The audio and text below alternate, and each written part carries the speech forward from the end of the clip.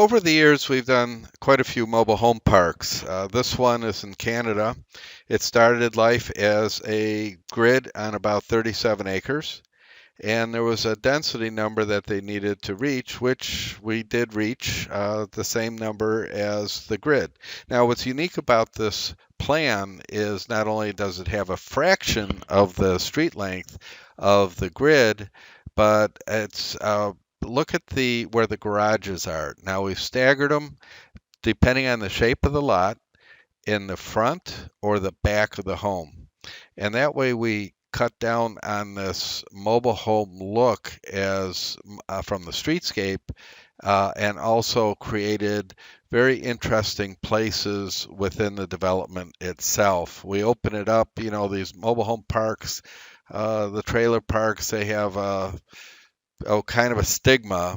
And we wanted to get rid of that. We wanted to create a place that if you're in a modular home park, sorry, I called them mobile homes, but if you're in a modular home park, you wouldn't feel like a second class citizen. You would feel like, wow, this is a great place to live.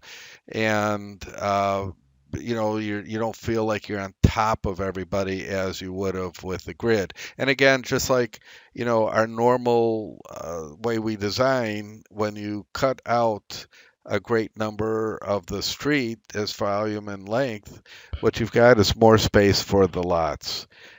We try to create some green spaces, some significant green spaces, and the community center at the start. Now, this is approved. It did morph into a little bit different design with a lake in the middle, and of course with less density.